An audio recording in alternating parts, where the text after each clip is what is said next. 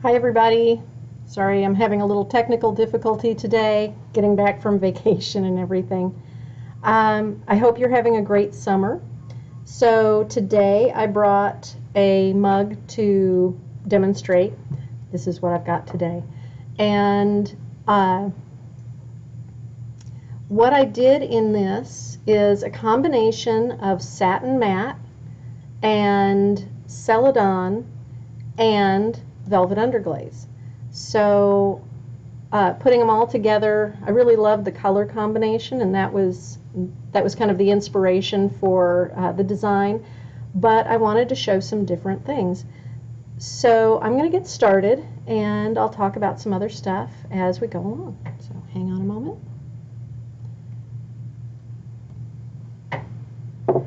So here we go. There's my mug, and I used, I'm going to set this aside for a moment.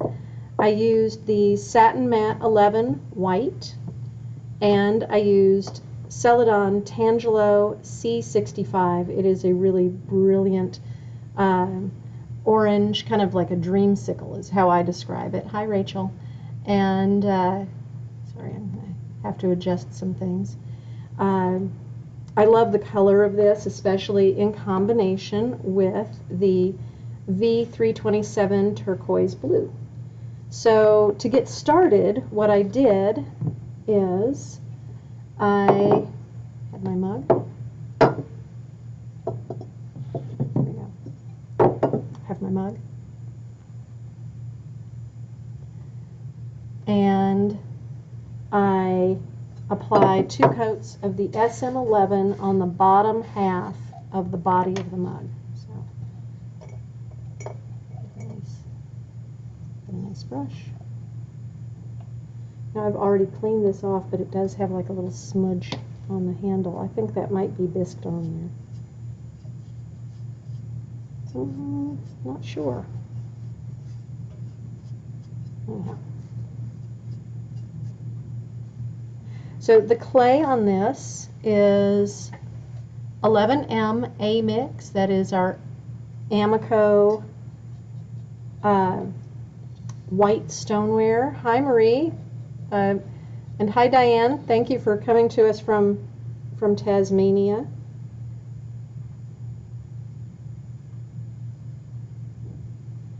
So I just apply 3 coats to the bottom half of the body of the mug.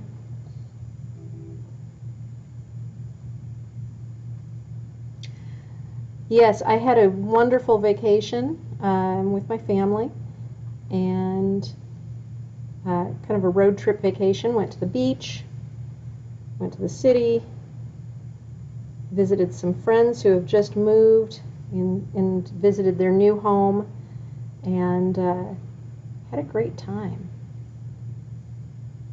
I hadn't had a vacation in almost a year, so it was really lovely. And funny enough, I am possibly one of the few people who can go on vacation to the beach and come back without any tan. It doesn't really make any difference. So 3 coats. Brush it on. Now this is since this is drying pretty quickly, and I know it's hard to see where it is applied because the color of the raw glaze and the color of the clay are so similar, so that can be really confusing.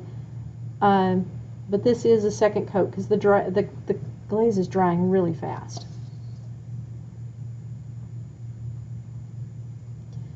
And you see how I try to get it as smooth and even as possible.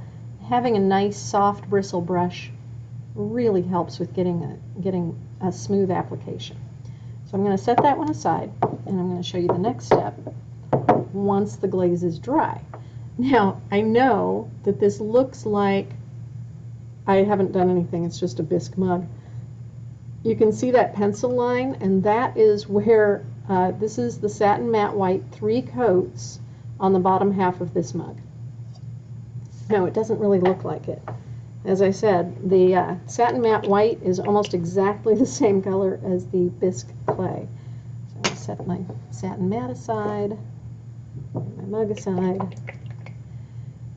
So I have my V327 turquoise blue, and I do want to share with you that I test everything. So this was several years ago. I applied 3 coats of SM11. You can see I made a little code right there. SM11, this was fired to cone 5, and I applied 1, 2, 3 coats of different underglazes. And some of them worked, and some of them really did not.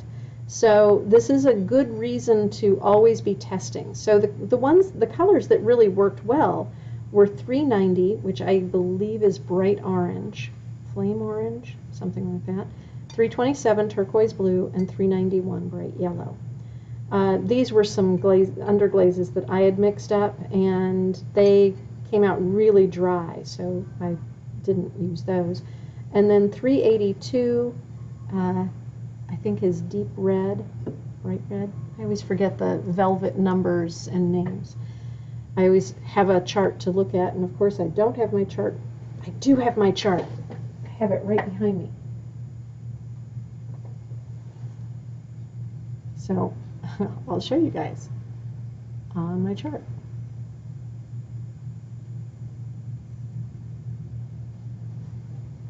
There's my chart. So I have 390 is bright orange, 327 is turquoise blue, 391 is intense yellow, and 382, where's 382, is red. So those are the velvets that I used, and 381 was not bad. 381 is violet. So that one came out pretty well. Let's go back to the overhead. And so violet, today I'm going to use the turquoise blue. I didn't do all of the velvets. There's a lot of velvets. I also did the velour black on top just to see how it would come out, and it came out great. And that's using the applicator. You guys have seen me use the applicator before. And then just because I wanted to see how it would work, I used our Teacher's Palette 1, TP1 Coal, which is the black Teacher's Palette. And this is a low fire, it's a glaze, but it's a really stiff glaze, so it stays where you put it. But at cone 5 on top of the satin matte, it does bleed. It almost looks like a mocha diffusion sort of effect. And it's quite pretty, but I wanted something that would be a crisp line, so I decided not to go with that. So going back to my mug, I opted for V327 turquoise blue. I do a lot of testing, so I can always see what my results will be like.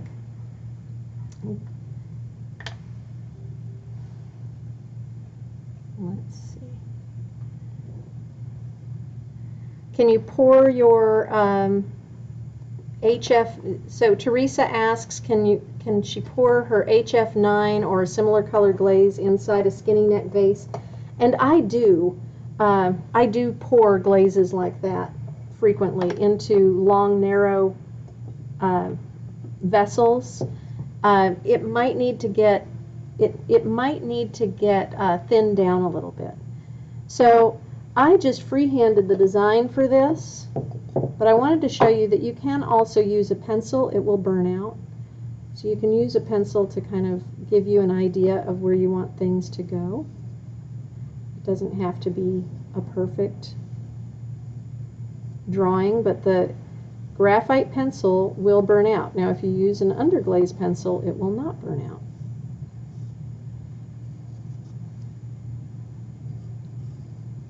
So I was inspired by Mendy designs, but this is not a perfect Mendy design. It's just my impersonation of one.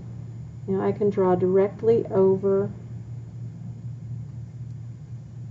And you can use, if you have an underglaze applicator bottle, you can use that instead of using a brush.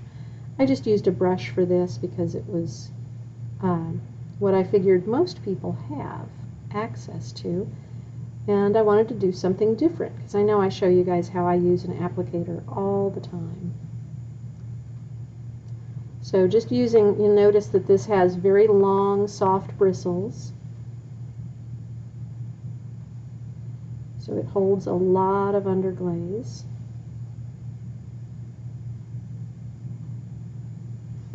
So it makes nice, long lines.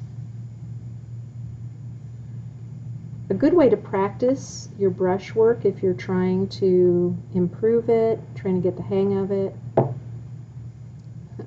I could always stand some improvement myself, is to use a brush dipped in water and brush directly on something like, one of my favorite things to use is newsprint, because it'll show the brush marks really well and then it dries really quickly and you can do it again. You do have to be careful because the if you're using newsprint for this, which is what I usually do, it can soak through, so do be careful of that. So Rachel, like I said, I'm using like the brush. My favorite applicator is this, which is the Amako underglaze applicator. You can find it on our website. It's under Glaze Tools. And Tammy, no, this has not been fired yet. This is raw glaze, unfired glaze. So you're seeing exactly the steps.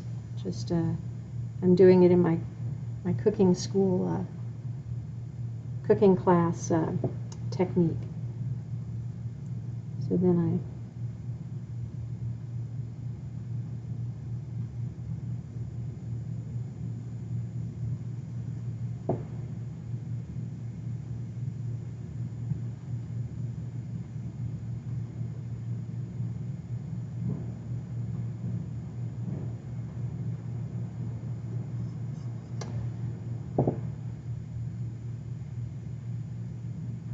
no problem. Any other questions today?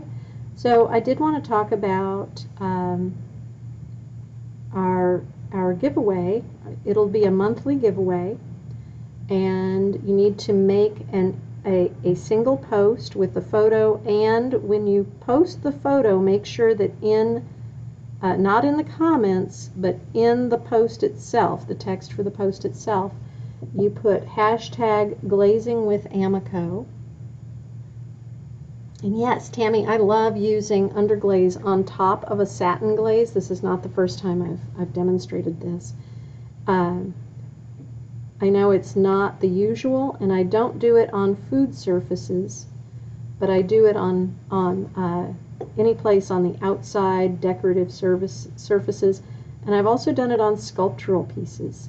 I feel like I get more control and brighter colors, but the thing is that not all underglazes will work for this technique.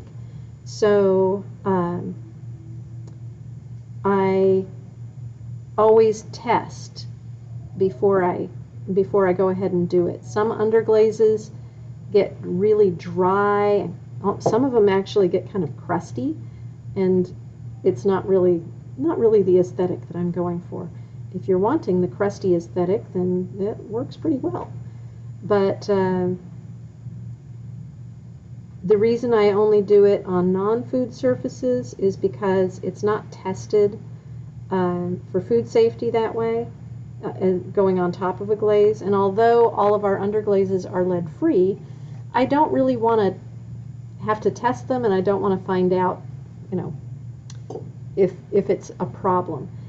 They're smooth. It's probably fine, but that's just me.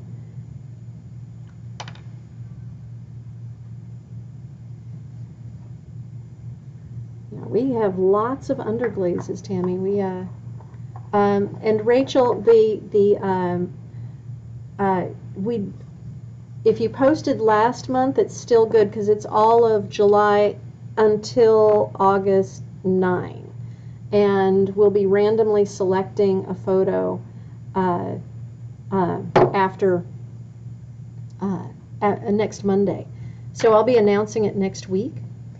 Diane, I must have missed your question. Let me see if I can go back.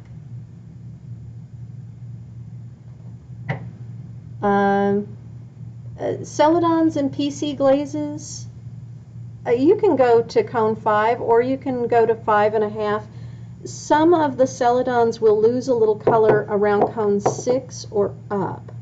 So we recommend for that you stick to cone 5, cone 6 at the most. Do I have a smaller brush? So I'm talking to myself. So now that I have the underglaze on, I missed a lot of questions. I'm going to apply my Tangelo. Let's see, Teresa, I would not thin it with gum solution. You could add a little water. It depends on how thick your glaze is. If it's thin enough to go to pour, then just go ahead and use it.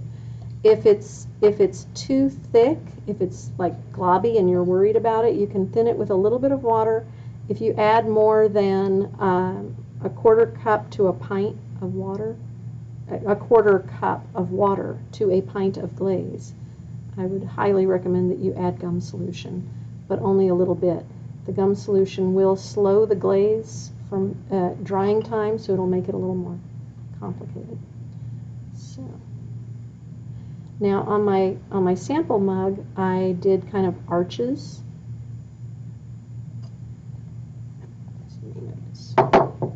But you'll also notice that where it went over the satin matte, it's a slightly different color. Just keep in mind it will do that. So I'm only going to put a little bit on. Whoops, sorry. Rachel asked, what brush was that? So I always use the Amako brushes.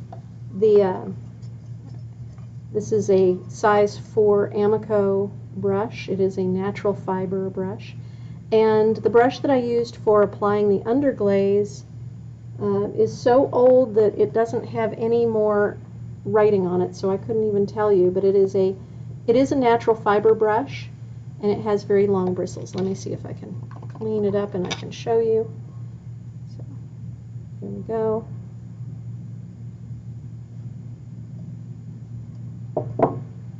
Long bristles, natural fibers, very soft. And okay, there we go. I think I've caught up with all the questions. If you have any more questions, please post it again. Sorry, I think there were just a lot that came in all at once, and it's just me, so I'm looking back and forth and not always catching them. Rachel asked if the underglaze would work the same as if the LUG would work the same as the velvet. The LUGs, most of them will flux at a lower temperature, so they will look a little different. They won't look exactly the same. Some of them flux at a higher temperature, and those will look about the same. So there we go. Get my first coat of Tangelo on there. I'm going to get down into the crevice there. Hard for me to see and make sure it's on camera at the same time. So, here we are. And now to do the inside. Set that aside. And how many layers of underglaze? I didn't really do layers, so I just did a line. And you can see on the fired results how it's a little darker where it was thick and it's a little lighter where it was thinner.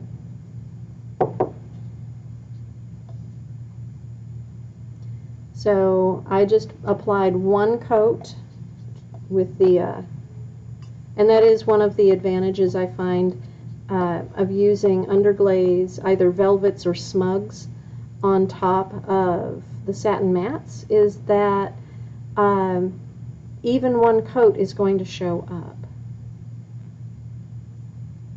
There we go. So there's my first coat of the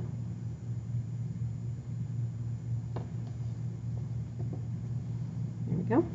And now the one that I started earlier, you can see it is like almost invisible where that glaze is. That the satin matte, here, I'm going to put my third coat on.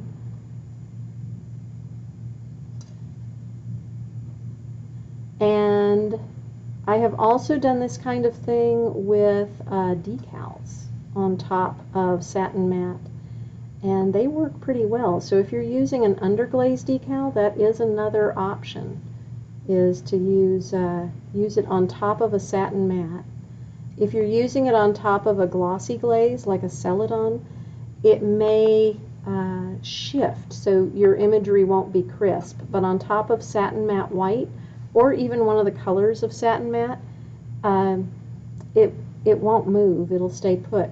The only problem with using it on top of a colored satin matte is it might not show up depending on the color you use. I think if you used black on top of like chartreuse, it would show up just fine. So there's my satin matte white, all applied.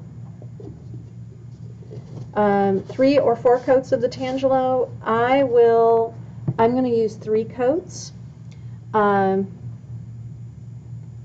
If you use more, it'll be darker, it'll be brighter, but I don't really need to do that. And the velvets do show up just fine over the clear. You're just going to see the color of the clay. So if the clay is like not perfectly white, it'll come out kind of a softer color. But I've used both underglaze under a clear and then more underglaze on top of the clear for different kinds of images, and it gets a different effect, and it's really, really fun. So yeah, the satin matte is great with clear. The satin matte clear is great over underglazes. Give it a try. I will bring some samples in next time to show you how it looks. It's really, really beautiful. It does soften some of the colors a little bit, and black is going to come out a little bit blue. You have to remember that using a satin matte clear over underglazes is going to be like looking through a piece of frosted glass. So here's my second coat of Tangelo on here.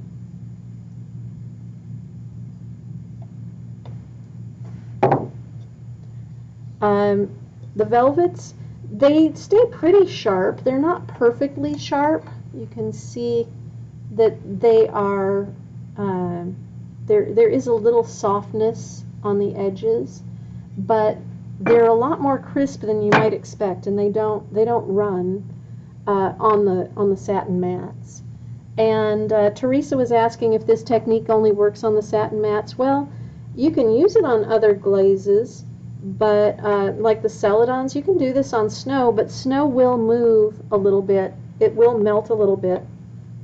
And so your underglazes may shift, so they might run a little bit. If you're putting underglaze on top of a glaze and the glaze runs, it'll definitely move. And there is a little bit of movement with the Celadons. They don't run exactly, but they do kind of move a little bit. I don't know how better to describe it. And Diane, I do have a picture. Well, I don't have a picture here, and I don't have the sample with me, but I will post a photo later of an example of the transfer on top of the satin matte. And hey, Kayla, Kayla was at one point worked in our studio and was our intern here and made a lot of the pieces that we were using for samples. So I decided to use a little bit of the Tangelo as an accent right in the center of my design. And there we go. And what is the first one that you were applying? The first, so I used the satin matte white was the first glaze applied, and it was just 3 coats to the bottom part of the outside. And then I applied the V327 turquoise blue, and I just got glaze on my hand, to draw the design on top of the satin matte. And then once that is dry enough for me to handle the pot, I put Tangelo, 3 coats of Tangelo C65 on top. So that is the order of application. So there we go. I'm going to let that dry. And thanks for joining me today with Glazing with Ammaco. Did want to come back to talk to you guys about that. So hashtag Glazing with Ammaco. We haven't had any giveaways yet. So if you have already submitted, one photo, you don't need to do another one until after August 10. And then after August 10, it restarts and we can take more applications. To apply for Glazing with Ammaco giveaway, we're going to do this every month, and it is post a photo of your own work using Ammaco glazes. Post the photo in the Ammaco Cone 5/6 glaze exchange, and use the hashtag in the original post, hashtag Glazing with Ammaco. So I think that there have been some people who have posted it as a comment in our videos or other things, and we won't see them that way. So you need to make it an independent post, a photo post with the hashtag Glazing with Ammaco in the original post. If you did not, you need to go back and edit the post. Don't just put a comment in it. Go to the edit, go to your photo, click on those three little dots, edit post, hashtag Glazing with Ammaco. Next Monday, we will do a random selection of one person. So it's not about the quality. We're not judging the quality of the artwork presented, but it does have to be all Ammaco glazes that you're showing, and submitting multiple images will not increase your chances of winning. So you can submit one piece now, and then next month you can submit another piece for that giveaway. And we're giving away one box, 6 pints of Ammaco glaze from a select list of what we have available in stock, so that it goes out as quickly as possible. If you have other questions, please feel free to message me. And I think that is it for today with our glazing. And I will get this fired, and you'll see the results, and I'll share it with you all and show you how the demo piece looks just like the original piece. And you've also now seen me use my backdrop because it is my reference material as well as my backdrop. If you have other questions, go ahead and feel free to drop them in the comments, and I will get to you offline today. And I look forward to seeing you next week. Thanks, guys. Happy glazing.